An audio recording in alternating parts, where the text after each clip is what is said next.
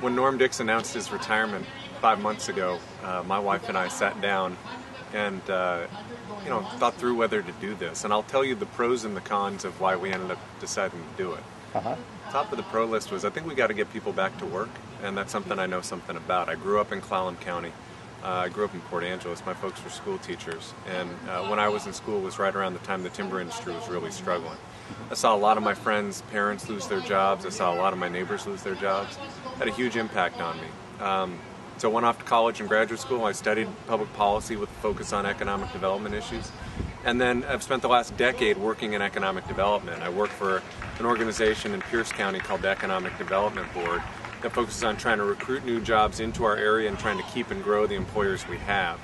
And it's what I've worked on in the legislature, mostly trying to help out our small businesses and trying to help our Main Street businesses just kind of keep the lights on. And during this time, I think that's really important. And what the federal government does matters, both in terms of tax policy and regulatory policy and the ability to find skilled workers. All of those things are things where the federal government makes a real difference. And so that was a big motivation for me to try to get in the game and try to make sure that we're doing what we can to get people back to work. I'll tell you the two things that were on the top of the con list. There are two things. One, I think Congress is a total mess. I think it's very, very broken right now. I don't think you have to read the Washington Post or watch C-SPAN to have a sense that it's very dysfunctional right now, particularly when you have one side that's defining success as making sure that nothing happens and that the other side looks like failures.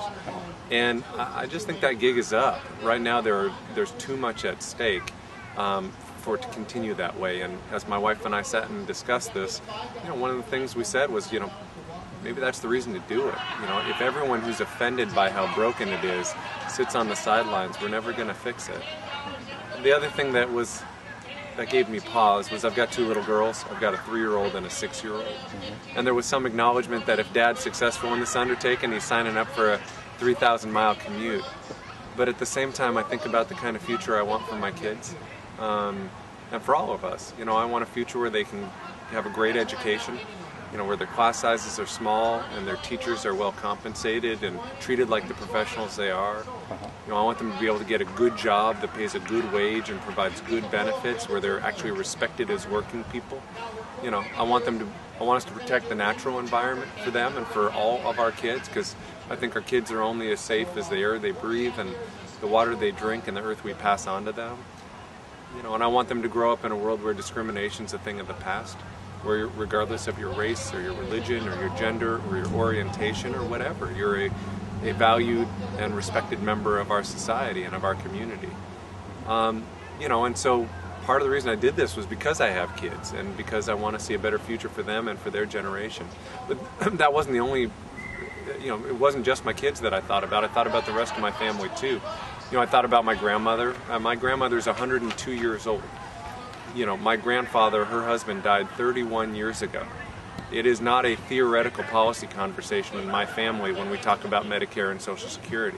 Medicare and Social Security have made the difference for my grandmother in terms of her ability to live with dignity. And when I talk about fighting to make sure that we protect seniors and enable them to live with dignity, it's not a theoretical conversation for me or for my family. I also thought about my parents. My dad has taught for 46 years. My mom's had some health problems over the years. I believe that if you get sick, you shouldn't go broke, and that you shouldn't have to work 50 years to have health care security. And so, I think we need more. I think a lot of folks in D.C., frankly, don't get it. They're more focused on fighting with each other than they are on getting stuff done.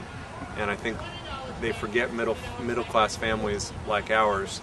And I think, frankly, that needs to be the focus. And so, in the end, the main reasons I got into this were because I think we got to get people back to work. I think we got to get this Congress back to work. And I think we need to focus on helping out middle-class families like mine and like many of the folks throughout this district that I'm seeking to represent.